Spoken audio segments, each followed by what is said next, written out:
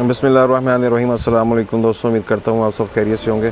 तो फ्रेंड्स, जैसा कि आप वीडियो में देख सकते हैं, ये शटरिंग का जो है वो काम स्टार्ट हो चुका है।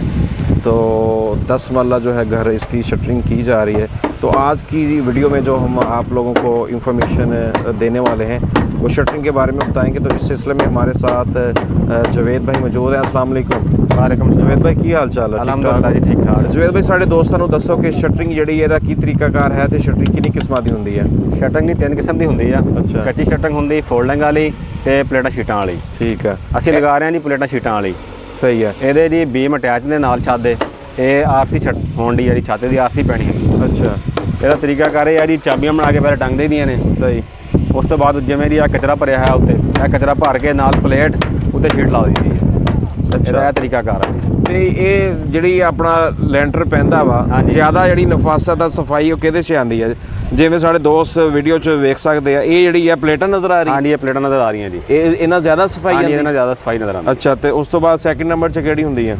ਸੈਕਿੰਡ ਨੰਬਰ ਦੇ ਵਿੱਚ ਹੁੰਦੀ ਹੈ ਜੀ ਕੱਚੀ ਸ਼ਟਰਿੰਗ। ਅੱਛਾ। ਉਹ ਹੁੰਦੀ ਆ ਜੀ, ਉੱਤੇ ਫੱਟੀਆਂ ਚਿਣ ਕੇ ਥੱਲੇ ਗਾਰਡਰ ਲਾ ਦਿੰਦੇ ਨੇ, ਉੱਤੇ ਫੱਟੀਆਂ ਚਿੜ ਦਿੰਦੇ ਨੇ। ਤੇ ਇਹਨਾਂ ਦਾ ਰੇਟ ਦਾ ਵੀ ਕੋਈ ਫਰਕ ਹੁੰਦਾ? ਹਾਂਜੀ, ਇਹਦਾ ਰੇਟ ਦਾ ਫਰਕ ਹੁੰਦਾ ਜੀ। ਇਹਦਾ ਜਿਹੜੀਆਂ ਪਲੇਟਾਂ ਵਾ, ਇਹ ਪਲੇਟਾਂ ਵਾਲੀ ਇਹਦਾ ਰੇਟ ਕੀ ਹੈਗਾ? ਪਲੇਟਾਂ ਵਾਲੀ ਰੇਟ ਦਾ ਜੀ ਕੰਮ ਦੇਖ ਕੇ ਹੁੰਦਾ, ਕੰਮ ਦੇ ਹਿਸਾਬ ਨਾਲ ਹੁੰਦਾ। ਅੱਛਾ। ਜਿਵੇਂ ਕੰਮ ਦੇ ਵਿੱਚ ਡਿਜ਼ਾਈਨਿੰਗ ਹੋਏਗੀ ਉਵੇਂ ਰੇਟ ਹੋਏਗਾ। ਸਹੀ ਹੈ। ਤੇ ਜਿਹੜੀ ਹੈਗੀ ਆ ਆਰਬੀ ਦਾ ਰੇਟ ਵੀ ਜੀ ਕੰਮ ਦੇ ਹਿਸਾਬ ਨਾਲ ਹੀ ਹੁੰਦਾ ਵਾ। ਮਤਲਬ ਉਹਦਾ ਰੇਟ ਇਹ ਤੋਂ ਕਮ ਹੈਗਾ? ਹਾਂਜੀ, ਉਹਦਾ ਰੇਟ ਇਹਦੇ ਨਾਲ ਕਮ ਹੈਗਾ। ਅੱਛਾ। ਤੇ ਇਹ ਇਸ ਟਾਈਮ ਜਿਹੜੀ ਸ਼ਟਰਿੰਗ ਸਾਡੇ ਦੋਸਤ ਵੇਖ ਰਹੇ ਨੇ ਵੀਡੀਓ ਦੇ ਵਿੱਚ, ਇਹ ਹੈਗੀ ਆ ਆਰਸੀਸੀ? ਹਾਂਜੀ, ਇਹ ਆਰਸੀਸੀ ਹੋ ਰਹੀ ਹੈ ਜੀ। ਅੱਛਾ। ਇੱਥੇ ਇਹਦਾ ਡਿਫਰੈਂਸ ਮਤਲਬ ਇਹੀ ਆ ਕਿ ਵੀ ਇੱਕ ਜ਼ਾਹਰੀ ਗੱਲ, ਉਹਦੇ ਵਿੱਚ ਤੁਹਾਡਾ ਸਾਰਾ ਸਰੀਆ ਇਸਤੇਮਾਲ ਹੁੰਦਾ। ਹਾਂਜੀ। ਆਰਬੀ ਵਿੱਚ ਤੁਹਾਡੀਆਂ ਬ੍ਰਿਕਸ, ਆਰਬੀ ਦੇ ਵਿੱਚ ਇੱਟਾਂ ਪੈਂਦੀਆਂ ਨੇ ਜੀ, ਨਾਲ ਇੱਟਾਂ ਪੈਂਦੀਆਂ। ਹਾਂਜੀ। ਤੇ ਲਗਾਉਣ ਦਾ ਤਰੀਕਾਕਾਰ ਵੀ ਇਹੀ ਜਿੱਦਾਂ? ਹਾਂਜੀ, ਉਹਦਾ ਲਗਾਉਣ ਦਾ ਤਰੀਕਾਕਾਰ ਇਹੀ ਆ ਜੀ। ਤੇ ਜਵੇਦ ਭਾਈ, ਸਾਡੇ ਦੋਸਤਾਂ ਨੂੰ ਇਹ ਵੀ ਦੱਸੋ ਕਿ ਸ਼ਟਰਿੰਗ ਲਗਾਉਣ ਦਾ ਤਰੀਕਾਕਾਰ ਕੀ ਹੈਗਾ? ਇਹਦਾ ਤਰੀਕਾਕਾਰ ਇਹ ਆ ਜੀ, ਇਹ ਥੱਲੇ ਅਸੀਂ ਉੱਤੇ ਚਾਬੀਆਂ ਲਾਈਆਂ ਹੋਈਆਂ ਨੇ। ਅੱਛਾ। ਇਹਨਾਂ ਦੇ ਥੱਲੇ ਬਲੀਆਂ ਭਰੀਆਂ ਹੋਈਆਂ ਨੇ।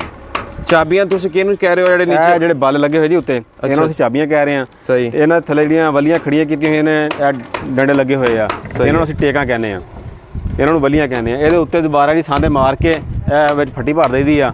ਉਸ ਤੋਂ ਬਾਅਦ ਇਹ ਸ਼ਕਲ ਬਣ ਜਾਂਦੀ ਇਹਦੀ।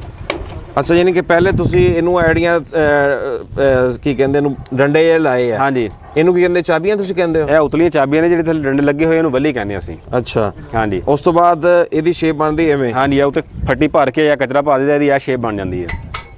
ਇਹਦਾ ਲੈਵਲ ਕਰਕੇ ਇਹਦੇ ਉੱਤੇ ਚਾਦਰਾਂ ਪਾ ਦਿੰਦੀਆਂ ਨੇ ਜੀ। ਉਸ ਤੋਂ ਬਾਅਦ ਇਹ ਸ਼ਟਰਿੰਗ ਤਿਆਰ ਹੋ ਜਾਂਦੀ ਹੈ। ਤੇ ਉਸ ਤੋਂ ਬਾਅਦ ਇਹ 'ਤੇ ਸਰੀਆ ਬਣਿਆ ਜਾਏਗਾ ਡਬਲ ਜਾਲ ਦਾ, ਕਿਉਂਕਿ ਇਹ ਆਰਸੀ ਹੈਗੀ ਤੇ ਇਹਦੀ ਭਰਾਈ ਹੋ ਜਾਏਗੀ। ਸਹੀ ਹੈ। ਆਰਸੀਸੀ 'ਚ ਡਬਲ ਹੁੰਦਾ ਉਹਦਾ? ਹਾਂਜੀ, ਆਰਸੀ ਦਾ ਡਬਲ ਜਾਲ ਹੋਏਗਾ ਜੀ। ਡਬਲ ਜਾਲ ਹੋਏਗਾ। ਤੇ ਰੇਟ ਇਹਦਾ ਕੀ ਦੱਸਿਆ ਸੀ ਤੁਸੀਂ? ਇਹਦਾ ਰੇਟ 35 रुपये फुट है जी, आरसीसी ਦਾ? ਹਾਂਜੀ। ਤੇ आरबी ਦਾ? आरबी ਦਾ जी 30 रुपये 32 रुपये फुट। सही है। तो ये फ्रेंड्स हमारे जवेद भाई जो कि आपको शटरिंग के बारे में इंफॉर्मेशन दे रहे थे कि शटरिंग का तरीक़ाकार क्या है और ये कैसे की जाती है। तो ये जनाब, जिस तरह आप वीडियो में देख सकते हैं, ये 8 सीसी जो है लेंटर है, इसकी शटरिंग की जा रही है।